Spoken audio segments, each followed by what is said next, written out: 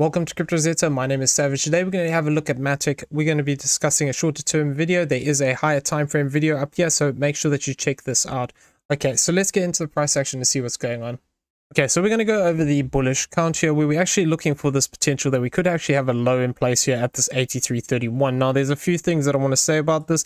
We have come quite deep, so this is typically not what happens with a wave 2, but possibly this can still be a wave 2 if we do actually get a bigger move up towards this 306 area.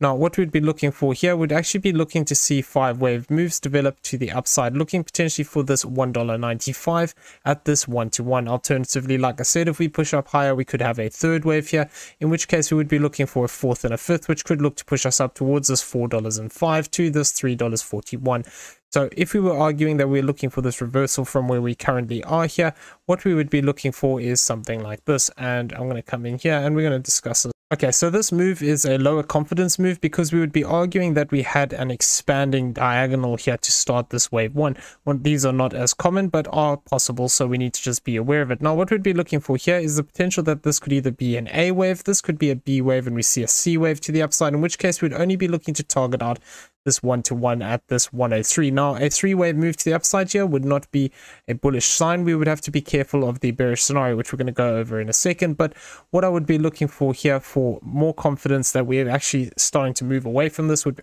primarily be breaking above this channel, and then would also be pushing back up here towards this zone of this $1.15 for this wave 3. Now, if we did get a move up here, we'd be looking for this additional fourth and a fifth, which could look to push us up towards this $1.23 to this $1.18. So now the key thing is here, if we are looking for this breakout, we would then want to see a 3-wave move back to the downside, looking to hold support above this 81.77, and then looking for that possibility of continuation to the upside. Now, this could potentially just become a 3-wave move to the upside, in which case we would just see this as ABC, in which case this would mean that there's potentially a different structure playing out here. But what we would want to see ideally would be a bigger 5-wave move to the upside. Now, what we are looking for here in this more bullish count is actually looking for the possibility that we are setting up for this bigger 1-2-1-2. Now, within this, we would effectively be looking for the secondary 1.618, which would be here at this 306. So if we are looking for this to extend out, what we'd want to do is form another 1-2 here, get a 3, 4, and a 5, looking to target out this 1.618 before getting an additional fourth and a fifth. And then ideally what we want to do here is hit this zone of this $5.37 for this bigger impulsive trigger on this previous third wave. So that would be from further back here, treating this as a 1-2. So this is technically possible, but we need to see price action follow through. So now it is also possible, however, that if we are looking at this move as a 1-2, that what we could see is that this wave 2 is not complete, and what we could have here is just a bigger W, an X, and a Y, and we're getting a bigger sideways move. Now, if we did see this, we have the potential to actually come back down into this 66.55 to this 0490. The bullish count would only be invalidated by actually dropping below this low point here, which would be at this 31.52.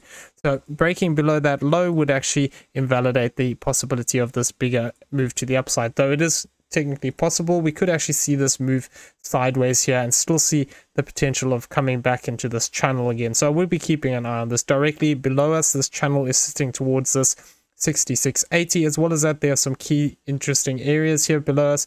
These previous swing lows I would be keeping an eye on if we do actually look to move down here, as well as actually coming back into this central channel line here of this move if we are looking for an additional leg to the downside. Now, if we are looking for this as potentially looking to come down one more time, how could this play out and still be in the bullish way? Well, there's two ways. So we could argue that this move is actually playing out in this manner, where we have this as a corrective move, where we're treating this move to the downside as an A, a B, and a C.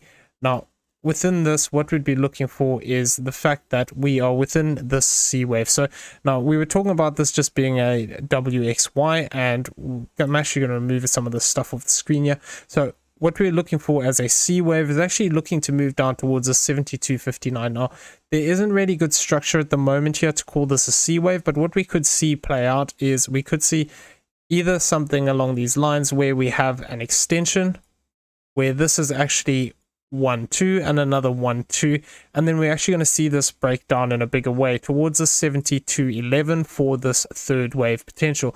Now really what we'd want to see here is actually maintaining this high. Now we'd want to see this move start to break down as a 1 2 1 2, get a bigger third, fourth and a fifth, fourth and a fifth, and then that's how we would be looking to get down here. Invalidation of this would actually come by crossing this high point here that we have at this 101. Now if we do move back up past this 101, then it would actually mean that this cannot be a extension in the way that we're looking at it here, because we wouldn't be able to count this as a 1 2. As soon as we cross the wave 1 high, this is invalidated. Now the other way we could also potentially argue is that we could see this as a diagonal pattern, which is still looking to play out. So we could see this as 1 2, and then we could see actually a 3-wave move to the downside. Now if we do see a 3-wave move down here, what I would be looking out for is that this trend line here is just theoretical. We only have 2 touch points, and I'm just looking at something that might give us a wedge shape here. So what I'm looking for is that we could actually look to potentially use this top channel line here, and potentially this bottom trend line that's forming here. If we had a 3-wave move back into here, confirming this touch point towards the 0.618, which would be this 7709, what we could then see is the potential of a 4th wave to the upside back into this channel line, and then looking for another 3-wave move to the downside, looking to actually bring us back into the bottom channel as well. So this would be quite an interesting area, because it would also be looking to retest some of these lows here. So if we do see something like this, this could be quite an interesting zone, particularly if we do see a strong reaction off of here. Typically speaking, when we have a diagonal that completes like this, if it is a corrective diagonal, price action tends to be quite strong in the opposite direction. So I would be keeping an eye on this level to see whether we actually get something like this play out, where this is A, this is B, and then we have this bigger C wave to the downside. Obviously, like I said, we need to just be cautious that we aren't getting a bigger 5-wave move here, where this is 1 2 1 2, and then we're looking to break down in a bigger way here. So we need to just keep an eye on this. If we break down too deep and we start to push down towards the zone of the 72.11, then this would be my primary count that I would be looking for. Looking at this in the bearish way, what we would be arguing is that we could actually have a B wave high here. Now if we do have a B wave high here, what this could mean is that we're actually starting to set up for this C wave to the downside. Now this C wave 1 to 1 would actually be lower down here towards this zone of the 1649, but technically speaking, this 0.618 would be a minimum requirement. What I'd like to see is this A wave get broken by the C wave, but technically speaking, we could see this still settle higher up here towards this 0.618. So we need to just be aware that there is always a potential that we could actually be looking to start a bigger breakdown here. So we need to be on the lookout for the structure for this. So if we were talking about a potential for a breakdown, how would this actually look to play out? Well, what we would be looking for here is that we'd have this as a completed ABC. Now, it's always possible that we could actually still be within that B wave, where we actually just have this as an A wave, we're looking for a B wave, and we see a C wave, where this is just going to take a bit more time to play out. But really the idea would remain the same here, that within this count, really, for as long as we are staying below this 179.88, it is quite likely we will see a continuation to the downside. If we did have to push back up into the top of this channel, I would be keeping an eye on some of these previous swing highs that we have here.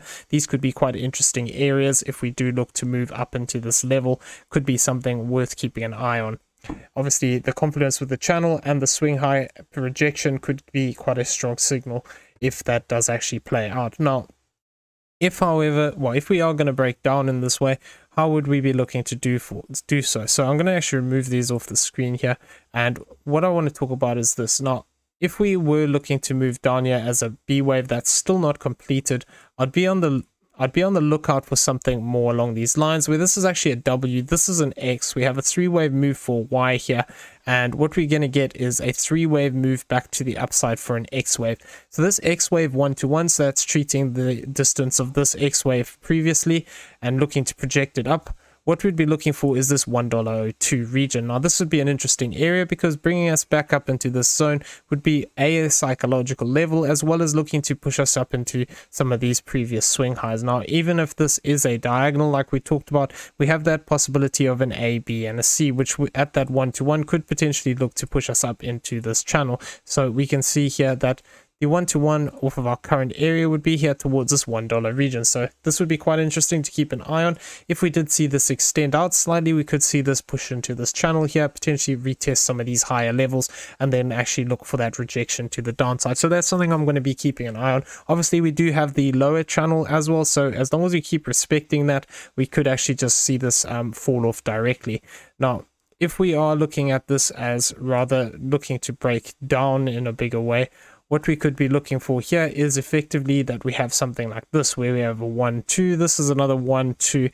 The problem that I have with this as a third wave here is that it doesn't have good structure within it currently. So it would mean that we'd either have something like this, where we actually have an extension in the fifth wave, where this would be 1, 2, this would be 3, 4, and 5, which would be very untidy in my opinion, but it is technically possible, in which case what we'd be looking for is actually a fourth wave rejection off of this zone of 98.94 to this 98.58. So this would actually tie in better with that idea of having a direct breakdown here. Now the difference between this and the diagonal is the diagonal will have a 3-wave move. If we have this as a fourth wave here, looking for this to push down in a simple 5-wave move, what we'd be then looking for is just a single 1, 2, 3, 4, 5 down into this zone, typically of the 71.48 to the 67.85. So this would be actually looking to bring us back into the bottom area of our target box that we have here. So it would be quite interesting to see how we react around these levels.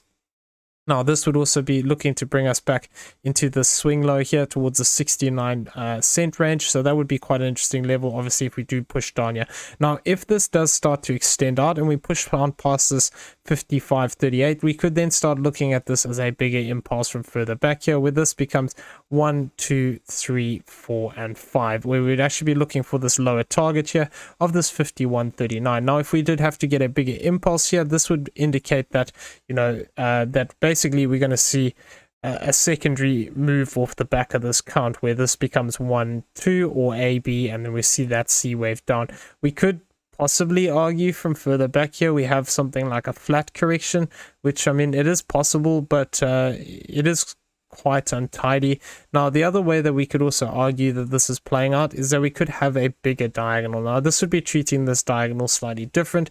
We'd be actually looking at this all the way from back here, so not looking at it as a C wave down here, but rather from all the way back here, where this is 1, 2, 3, 4, and 5. Now if this is the case, what I'd be looking for would effectively be a move to the downside in 3 waves to complete this 5-wave move. Now the completion of this could land somewhere around this 0.618, which is sitting here at this 77.09. Now this would be a 0.618 of the previous third wave.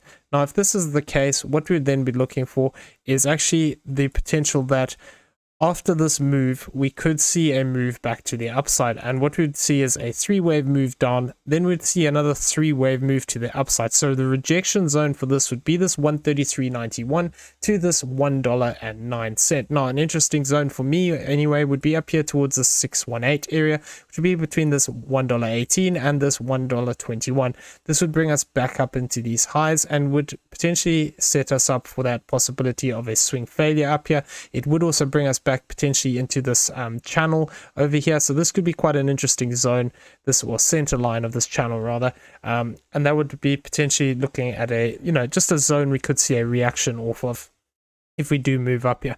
Now the key thing here is if we did move up, this could become an A, B, and a C, where we could see a single move down towards this 1-to-1 of this 59.44. However, if we did push down deeper towards this 1.618, this could actually tie in with that bigger idea here, where we're looking to form this as a wave 1, 2, 3, 4, and 5, and then we'd actually be looking to push down here towards this zone of this 34.28 to this 28.88, which would tie in with that idea that you know, this is a B wave here and we have that C wave down. Now that would actually do enough to complete the C wave. We'd obviously have to monitor the internal counts as they develop, but this is what I'm looking out for here. So make sure that you watch that higher time frame video where we go over you know, these macro side moves in a bit more detail. So having a look at the monthly CPR that was printed yesterday, we can see that we're currently sitting below these central lines. Now, what we can sometimes see when we're sitting below these lines is we can see price action either reject and start moving towards the R1 line, which is this lower line down here towards this 80 cent range, or potentially if we do move up, we could see price move towards this S1 line. Now, if we do actually look to continue rejecting here and we look to break down in a bigger way, what we could see is a move down towards this 80 cent region as an R1. This R2 line is towards the 70.95, and this R3 is towards this 59.97.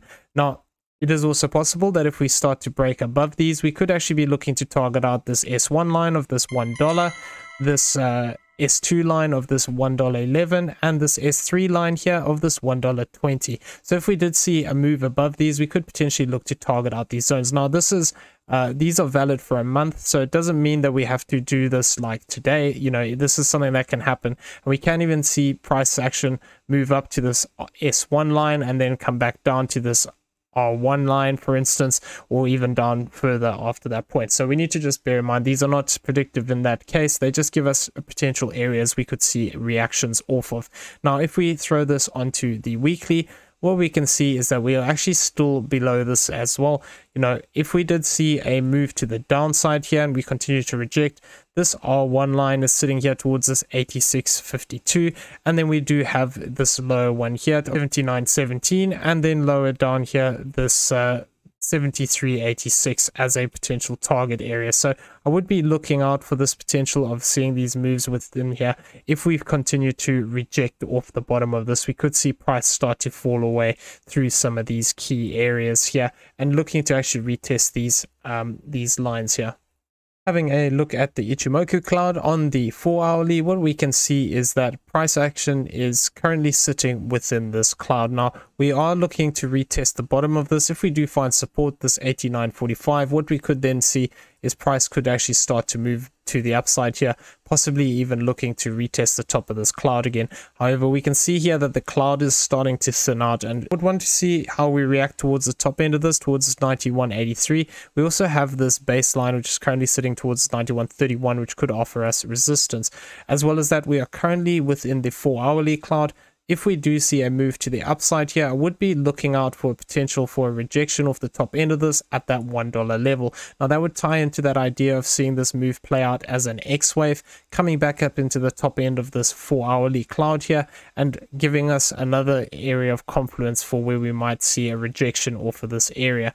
Now, obviously, sometimes we can just break through these, so they are not to be used on their own. It's just something that we can keep an eye on, as well as the other analysis that we're doing. Now, if we have a look at the daily cloud here, once again, I'd be looking for the same idea here, that if we see this move up as an A, a B, and potentially a C wave, what we could see is price come back into the baseline here, which is sitting at this $1 level. If it does look to push up higher, potentially we could see an interaction with the bottom of this cloud somewhere. Depends how long this takes to happen. If we moved into this area, for instance, it would be this 98.71. But what I'd be looking for is an interaction with this. If we reject off of this, this could actually be a bearish sign where we could actually see price continue to fall away. Okay, so I'm going to leave the video there. I hope you found it useful. If you did, please smash the like button, hit that subscribe button if you haven't already, turn on those bell notifications so you never miss a video, and leave us some feedback down below. Also in the description, you'll find a link to the Discord. Come check it out. It is free to join. Everyone have a great day. We'll see you in the next one. Take care.